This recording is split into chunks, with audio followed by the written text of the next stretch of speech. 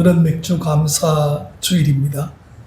오늘 맥주 감사 주일을 맞이해서 우리가 그동안에 사실은 감사를 다 감사 주일이 되면 맥주 감사 주일이든 추수 감사 주일이든 감사에 대한 이야기를 많이 하지만 저는 오늘 여러분에게 좀 특별한 감사에 대한 설교를 준비했습니다. 먼저 이 사람을 한번 보면 오프라 윈프리라고 하는 여인입니다.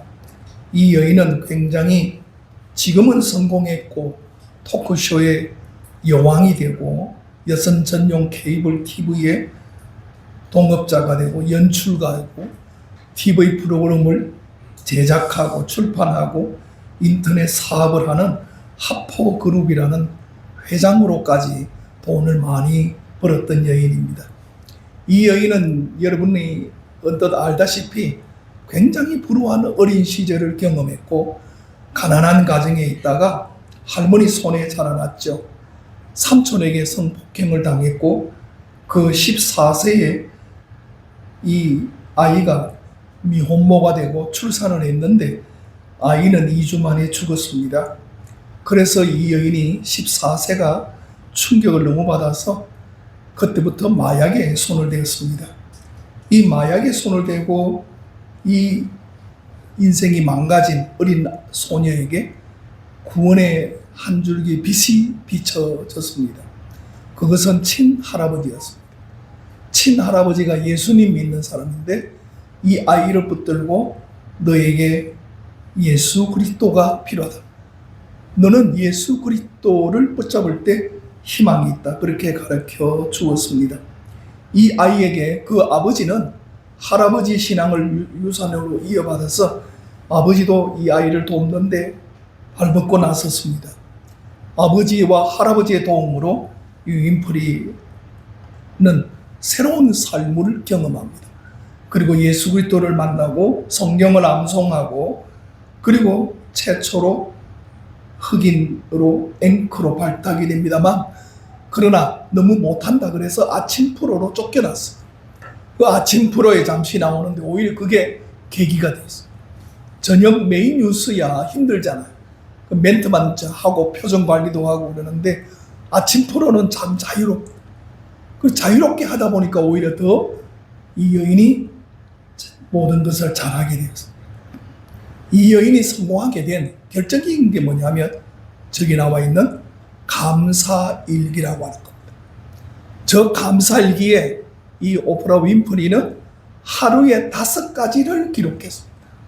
이 하루에 5가지를 기록하는데 저 그림을 보시면 저 여인의 자필입니다.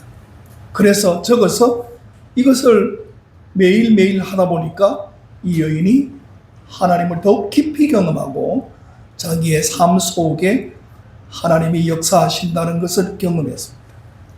이것이 제가 보면서 계기가 되어서 우리 성경 속에 저는 과연 얼마나 많은 감사가 있고 그 감사를 매번 즐길 때마다 하는데 그렇다 그러면 성경 66권 속에 있는 전체적인 통틀어서 감사를 정리를 할 필요가 있다. 그래서 제가 책상 위에다가 포스트잇 종이 쪼가리를 전부 다 적었어요. 그래서 감사에 대한 멘트가 도대체 성경 곳곳에 있는 것에 한번 다 적어놓고 보고 이걸 축약해보자. 그래서 6가지로 정리를 했습니다. 여러분 이건 굉장히 중요하기 때문에 나중에 여러분들이 유튜브로 방송으로 메모를 찾아도 되고 휴대폰으로 찍어도 되고 오늘 지금 아니면 여러분이 메모를 해도 됩니다. 이 6가지 감사만 여러분이 할 수 있다 그러면 정말 여러분의 일생 속에서 감사가 얼마나 이렇게 6가지로 정리를 해서 내 삶 속에 적용하면 이 여인과 같이 복을 받을 수 있습니다. 첫째로 여러분 감사가 뭐냐? 지금 감사하라는 겁니다. 지금 감사하라. 여러분 사람들이 과거에 대한 후회는 많이 합니다. 미래에 대한 근심 걱정은 많이 합니다. 불안해합니다. 그런데 사람들이 대부분 미래에 대한 걱정, 계획, 앞으로 2주, 3주 후에 뭘 먹을까, 마실까, 잔치를 어떻게 할까 생일을 어떻게 해달라, 그런 이야기를 너무나 많고 걱정을 해요. 사서 걱정한다 그러잖아요. 그런데 지금 감사하는 사람이 적어요. 여러분, 우리의 마음은 오지 않는 내일을 걱정하거나 이미 지나간 어제를 후회하는데 굉장히 바쁩니다만, 우리가 이 시간에 시편 146편 2절 다 함께 같이 봉독하십니다. 시작. 내가 살아있는 동안 여호와를 찬양하며 나의 평생에 내 하나님을 찬송하리라. 여러분, 지금 감사해야 돼요. 지금 내 마음속에 성경은 지금 찬양하고 지금 감사하고 지금 사랑하라 말합니다. 지금이 가장 아름다운 선물이라는 거예요. 그러하기 때문에 숨 쉬는 것, 내 코끝으로 지금 공기가 들어와서 내 폐를 채우고 나가는 숨결, 이 지금의 그 현존하여 느끼는 마음에 지금이 얼마나 소중하다 하는 것을 우리가 알아차려야 돼요. 여러분, 지금이라는 것을 가만히 돌아보면 지금 내가 평안해요. 때로는 통증이 있어요. 때로는 너무 아파서 견딜 수 없을 정도인데 지금 가만히 이 순간은 평안하고 안도하고 지금 하나님이 나에게 이 평범한 지금을 주신 것 감사해요. 지금 가만히 돌아보면 나에게 주어진 이 유일한 지금의 이 순간은 너무나 값어치로 매길 수 없을 만큼 소중해요. 여러분, 지금이 얼마나 나에게 다른 것으로 바꿀 수 없는 현존하는 것이냐 이거죠. 어제는 역사고요, 내일은 수수께끼고요, 오늘은 선물이랍니다. 그렇기 때문에 지금 하나님께서 현재 선물로 이 주시는 것을 누릴 수 있는 사람, 우리가 데살로니가전서 5장에 보면 항상 기뻐하고 쉬지 말고 기도하고 범사에 감사하라 그러는데, 이 항상 쉬지 말고 범사가 뭐냐? 지금이라는 거예요. 그렇잖아요. 항상은 지금이에요. 쉬지 말고는 지금에서부터 출발하는 거예요. 범사는 지금이에요. 그러니까 지금을 감사하지 못하는 사람은 어떤 것도 감사를 못한대요. 가만히 돌아보면요, 우리 삶 속에 이 평범한 일 같지만 하나님이 지금 나에게 주신 이 순간을 감사하자. 다른 거 다 제쳐놓고 이 순간에 지금 감사하자. 첫 번째입니다. 두 번째는 범사에 감사하자. 데살로니가전서 5장 18절입니다. 시작. 범사에 감사하라. 이것이 그리스도 예수 안에서 너희를 향하신 하나님의 뜻입니다. 범사는 기독교 신앙과 크리스천의 삶의 가장 높은 경지에 이른 감사의 고백입니다. 범사에 평범한 일이 또는 내 뜻대로 되지 않는 그 모든 일까지 다 포함을 해서, 여러분, 지금 내가 내 마음에 드는 상황이든 아니든 간에 그 모든 범사를 다스려서 내가 감사할 수 있다. 이건 굉장히 소중한 거죠. 그 크리스천 속에 하나님이 주신 축복이 있는 사람이다 아니다 하는 판별은 간단해요. 지금 그 사람이 말하는 그 모든 것이 감사로 표현하느냐 안 하느냐, 그것이 결정적입니다. 왜? 감사는 은혜에 대한 반응이거든요. 은혜를 받은 사람은 어떤 순간에도 어떤 환경의 범사라도 감사로 표현해냅니다. 자격 없는 사람에게 주시는 하나님의 값없는 축복의 은혜가 감사로 나타나게 되어 있어요. 그렇기 때문에 내 삶 속에 나는 감사합니다. 우리가 소확행이라 그러잖아요. 소소한 작지만 확실한 행복을 소확행이라 그러는데 소확장미랍니다. 아무리 적은 확실한 평범한 것도 하나님 앞에 감사해보라 그랬습니다. 그렇기 때문에 내 마음속에 감사할 수 있는 사람, 항상 노래하기를 원하는 사람만이 노래를 찾을 수 있는데, 항상 감사를 원하는 사람이 감사를 발견한다. 내 삶 속에 하나님이 주신 은혜를 감사할 수 있는 범사, 이것 굉장히 소중하다는 거죠. 여러분, 커싱이라는 목사님이 계셨는데 이 목사님이 점점 목소리가 좋지 않아졌어. 예, 저도 간이 안 좋다 보니까 이게 간이 굳어가니까 이 피가 역류해서 10도를 건드리니까 이 10도가 점점 목소리를 변하게 하고 있습니다. 깊어지고 있어요. 그런데 여러분 10도에 이 사람은 완전히 막혀버려서 이 사람은 아무것도 할 수 없어서 목소리가 완전히 100% 닫혔어. 이 커싱이라는 목사님이 나는 이제 뭐 할까? 설교도 못하고 성도들에게 말을 못하고 수어를 배워서 수어를 할까? 그렇게 생각했는데 하나님이 이 사람에게 번쩍이는 하루아침에 기도 중에 마음에 하나님이 음성이 들리는데 너는 펜을 들어라. 그래서 이 사람이 300곡의 찬송가를 만들었습니다. 이 사람이 만든 찬송가에 우리가 잘 아는 것이 있습니다. 주날개미 내가 편안히 쉬네 밤 깊고 비바람 불어쳐도 아시는 노래죠? 이 눈에 아무 점거 아니 배여도 믿음만 가지고서 300곡의 찬송을 만들어서 이커신 목사님이 찬양을 합니다.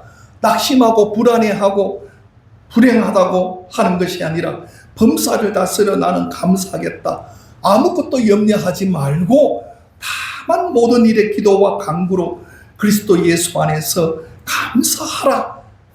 하나님께 아뢰라. 그러면 너는 감사할 수 있을 것이다. 감사로 반응하는 사람. 조건 때문에 감사하는 것은 환경이 바뀌면 사라지지만 그러나 감사에 하는 감사는 오히려 그 환경을 바꿀 수 있다. 여러분 그렇기 때문에 두 번째로 감사를 범사해야 합니다. 세 번째 한번 보십시다. 곁에 감사. 전도서 4장 9절로 10절 시작. 두 사람이 한 사람보다 나으면 그들이 수고함으로 좋은 상을 얻을 것이라. 혹시 그들이 넘어지면 하나가 그 동물을 붙들어 일으키려니와 홀로 있어 넘어지고 붙들어 일으킬 자가 없는 자에게는 화가 있으리라. 여러분 곁에 감사가 멀리 성취해야 되는 저 파랑새를 쫓는 게 아닙니다.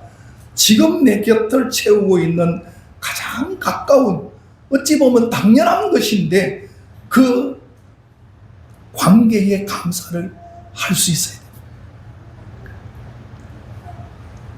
어떤 사람이 경주를 관광했답니다. 천마총을 갔습니다. 왕관과 장식품을 보았습니다. 그 천마총에 들어가서 그 유리벽으로 된 그 안에 있는 것을 보고 우와 저 대단하구나 그랬는데 저 진품 맞습니까? 그랬더니 그 사람 하는 말이 진품은 용산 국립공원 안에 있는 박물관에 있다고 그러더랍니다. 여러분 서울에 사는 사람이 경주를 옵니다. 진품은 그 용산 박물관에 있는데도 그걸 못 알아보고 경주까지 오는 거예요. 제가 포항 도구에 사는데요. 저는 해수욕 오는 사람들을 해수욕장 여름에 캠핑 오는 사람들을 이해를 못했어요. 저 왜 오지? 가까이 있는 사람은 소중한 걸 몰라요. 포항 죽도 해수욕장, 영일만 해수욕장 우리는 안 가요. 그거 왜 가요? 경주에 사는 사람 그 집사님 그러더라고요. 자기는 경주에 돌아다니지를 않는데요.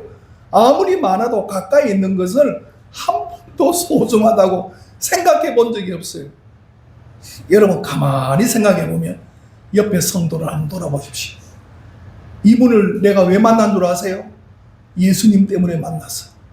세상에 이런 귀인이 없어요. 좋아 죽을 사람이에요.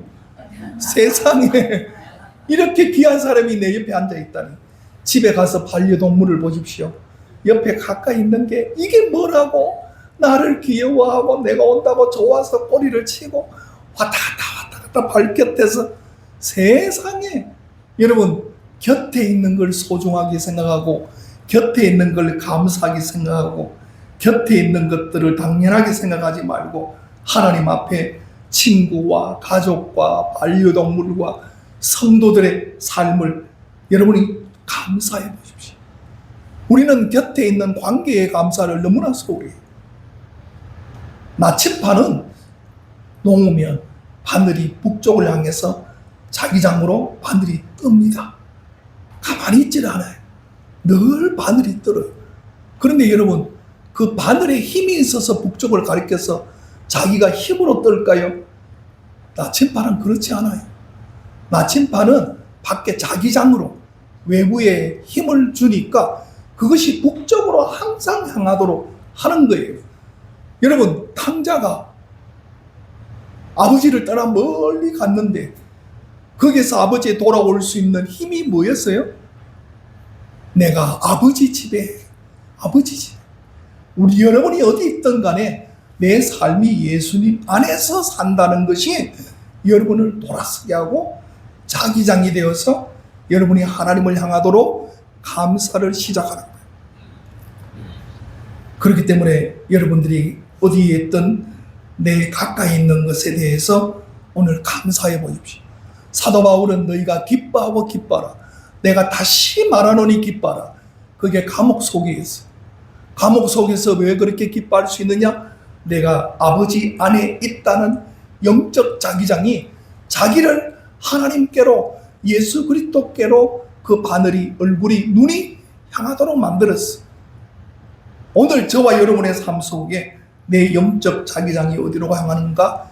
곁에 있는 사람들이 나에게 힘을 주는 사람입니다. 도움 주는 사람이에요.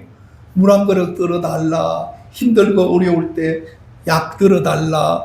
그 얼마나 감사해요. 곁에 있는 감사를 하지 못하면서 우리는 너무 큰 감사를 하겠다고 그러는데, 여러분 이 시간 결단하십시오. 내 마음속에 하나님, 제가 곁에 있는 것을 감사하게 하옵소서. 그 다음 여러분 네 번째로 한번 보십시다. 가시 감사합니다. 고린도후서 12장 9절로 10절 시작.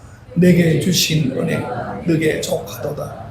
이는 내 능력이 약한 데서 온전하여 짐이라 하신지라.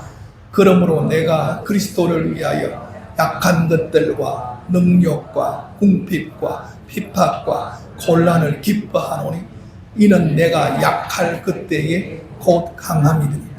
네 번째, 가시 감사. 이걸 다른 말로 바꾸면 약함 감사라 하기도 합니다. 이 가시 감사는 여러분의 삶 속에 찌르는 고통까지도 나를 빚어가시는 하나님의 나는 도구다고 처절한 차원에서의 초월적인 감사를 할 수 있는 사람입니다. 여러분, 기독교 역사상 가장 유명한 사도 바울을 여러분 보십시오. 자기의 몸에 있는 극심한 통증을 그 가시로 표현했습니다.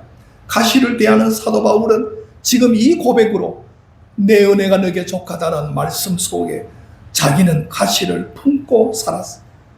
믿음은 우리가 강해진다고 생각하지만 가시가 없어지고 부자되고 내가 잘 믿으면 높아지고 강해질 거냐? 그럴 수 있죠. 그러나 여러분, 하나님 나라는 우리 삶 속에 약해도 불편하지 않는 겁니다. 사도 바울이 자기 몸에 약한 가시가 있었지만 주께서 너 은혜가 너에게 족하다 할 때 사도 바울은 그것을 품고 일생을 살았습니다. 사역을 해냈습니다. 어린 양이 사자가 되는 거 아니에요. 어린 양이 사자와 함께 노는 것이 하나님의 나라예요. 나를 바꿔서 슈퍼맨이 되고 나를 바꿔서 슈퍼걸이 되고 그게 아니라 내 삶 속에 불편하지만 그것이 용납되는 나라가 하나님의 나라고, 가시가 있지만 그 가시를 통해서 약한 나를 통하여 하나님의 영광으로 질그릇으로 쓰임 받을 수 있는 하나님의 은총이 함께하기에 나는 지금도 감사할 수 있다. 할렐루야. 그것이 저와 여러분의 가슴을 뜨겁게 하는 겁니다. 구약의 나신인들은 머리를 자르지 않았어요. 그 이유가 뭐냐? 나를 유혹하지 말라는 거예요.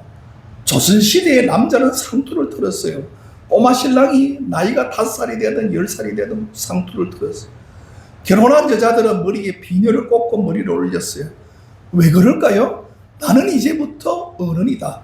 나는 이제부터 구별된 사람이라는 자기 표시를 하면서 나는 어른이고 나에게 유혹하지 말고 나는 이런 사람이다 하고 자기를 온전히 드러내는 표였어요. 여러분, 그러하기 때문에 하나님 앞에, 사람 앞에 내가 하나님만 생각하는 사람이다. 자기에게 가시가 있지만 그 가시를 통해서 하나님은 나를 오히려 더 크게 사역하실 수 있다. 그 비늘이 가실 수 있다. 그러나 그 비늘을 통하여, 그 가시를 통하여 사도 바울에게 역사하신 것은 얼마나 큰 감사입니까? 펜싱에 신사도가 굉장히 기본입니다.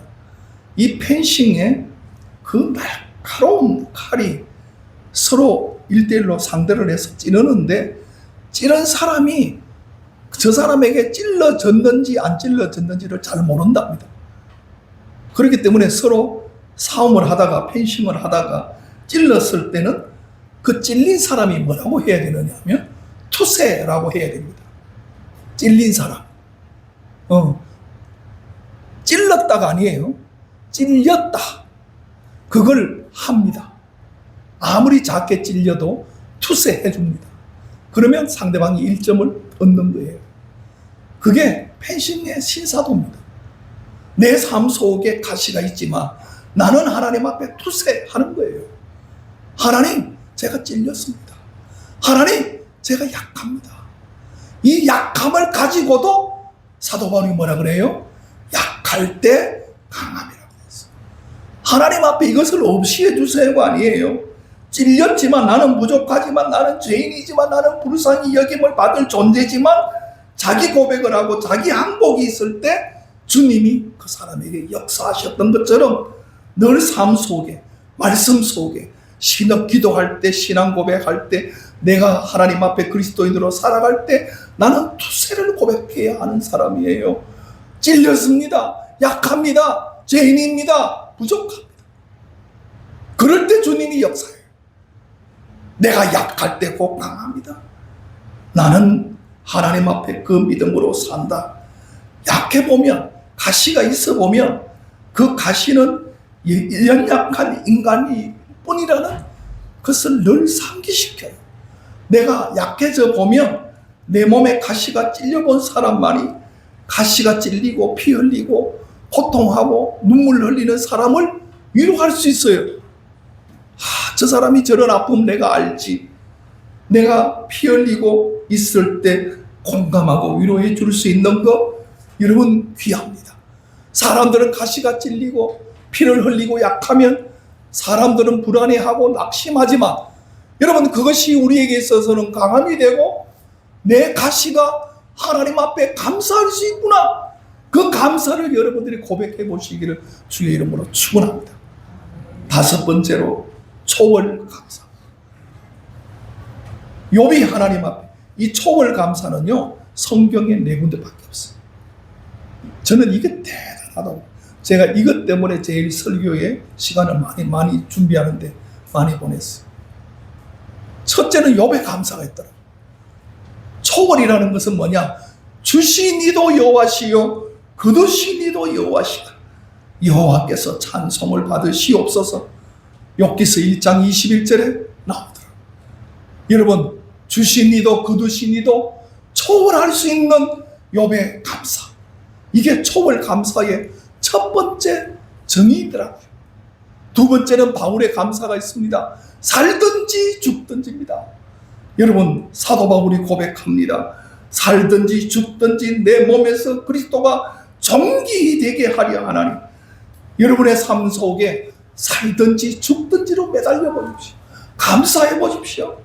세 번째는 여기 사도 바울이요, 고린도전서 10장 31절에 먹든지 마시든지 무엇을 하든지 다 하나님의 영광을 위하여 하라. 사도 바울은 먹든지 마시든지 무엇을 하든지, 고린도후서 5장 9절에는요, 그 하든지 떠나든지 주를 기쁘시게 하는 자 되기를 힘써노라. 사도 바울은 말합니다. 살든지 죽든지 먹든지 마시든지 그 하든지 떠나든지 이렇게 초월할 수 있는 감사 쉬운 게 아니에요. 그러나 이 초월의 감사를 내가 작정하고 적어놓고 이 6가지 항목을 내가 한번 해보리라 마음에 다시 한번 다짐할 수 있다 그러면 여러분들이 주를 위하여 이보다 더 큰 감사는 없습니다. 세 번째 사람이 누구냐? 초월의 하박국이에요. 없을지라도 감사해요. 없을지라도. 놀라운 것은 사도 바울이 비록 무화과나무가 무성치 못하며 포도나무에 열매가 없으며 감람나무에 소출이 없으며 밭에 식물이 없으며 우리의 양이 없으며 외양간에 소가 없을지라도 나는 여호와로 말미암아 즐거워하며 나의 구원의 하나님으로 말미암아 기뻐하리로다. 그럼에도 불구하고의 없을지라도 신앙 얼마나 놀라운지요. 마지막은 다니엘입니다. 전에 하던 대로 저는 가슴이 뭉클하더라고요. 이 다니엘이 왕의 조서가 내려져서 온 천하에 기도하는 사람은 다 죽인다는 것을 알면서도 뭐라 그래요? 전에 하던 대로. 여러분 가슴이 뛰지 않아요? 다니엘은 무조건이에요. 초월했어요. 그저 전에 하던 대로, 전에 하던 대로, 전에 하던 대로 하나님 앞에 기도하는 겁니다.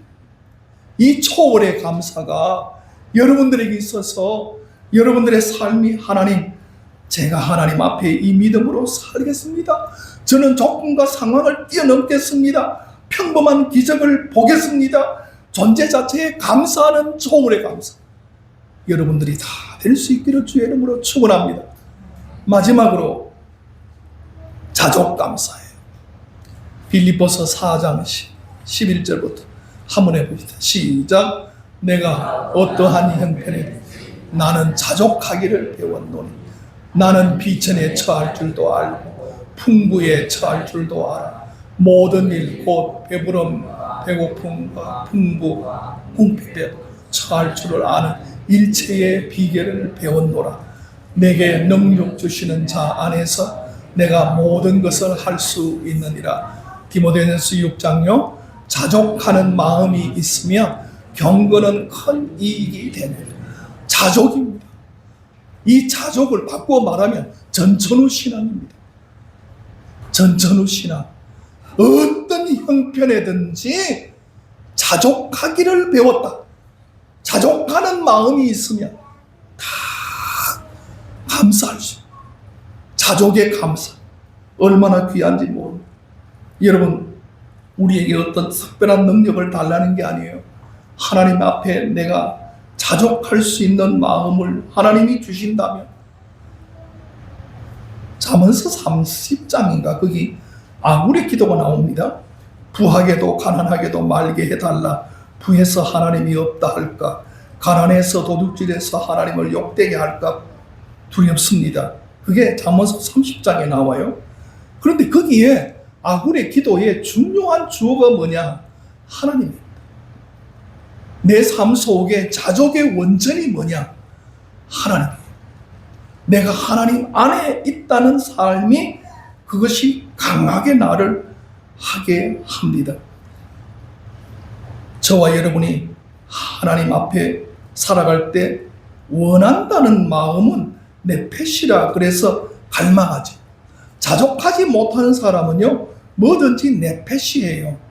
그래서 무엇을 구해요. 그 구하는 것을 마음속에 목말라 하는 사람들이 많이 있습니다. 마셔도 목이 가라져. 사람에게는요 하나님만이 채울 수 있는 공간이 있어요. 하나님만이 채울 수 있는 공간에 내가 예수 그리스도 안에서 자족하는 마음을 받는다. 창세기에 여러분 요셉이 있습니다. 그가 받은 복이 기록되어 있는데 여호와께서 요셉과 함께 하심으로 그가 형통한 자가 되어 여호와께서 그의 범사에 형통케 하셨더라. 그를 범사에 형통케 하셨더라. 형통케 하시는 복이 뭐냐? 자족하게 하는 겁니다. 어떤 동서남북으로도 그가 가도 흔들리지 않는 거예요. 여러분 우리가 시편을 시작하면 시편 1편 3절에 그는 시냇가에 심은 나무가 시절을 쫓아 열매를 맺으며 그 잎사귀가 마르지 아니함 같으니 그가 하는 모든 일이 다 형통하리로다. 자족이 뭐냐? 내 삶 속에 어떤 형편이든지 하나님 저는 어떤 형편이든지 다 할 수 있습니다. 주 안에서라면 감당할 수 있습니다. 능력 주시는 자 안에서 그러잖아요. 그러니까 모든 것을 감당할 수 있다는 거죠. 현대인들은 너무나 많은 문제를 갖고 있습니다. 현대인들이 착각하는 게 뭐냐? 내 지식으로, 내가 알고 있는 모든 것으로, 과학과 문화로, 이 시대의 모든 것으로 할 수 있다. 해결된다고 생각합니다. 그러나 여러분, 오늘 4장 7절 말씀을 보십시오. 그리하면 모든 지각에 뛰어나는 하나님의 평강이 그리스도 예수 안에서 너희 마음과 생각을 지키시리라. 평강의 구약이 350번 나와요. 그런데 이 평강은 어디서 오느냐? 하나님 앞에 감사하고 자족할 수 있고 6가지 감사를 다 할 수 있는 사람에게 오늘 7절 말씀은 뭐냐? 하나님의 평강이 예수 그리스도 안에서 너희 마음과 생각에 온대요. 하나님의 평강이 어디서 오느냐? 감사하는 사람이에요. 여러분, 이 6가지 감사 여러분들이 할 수 있고, 여러분들이 이 감사를 통하여 하나님의 평강의 복을 누리시기를 주의 이름으로 축원합니다.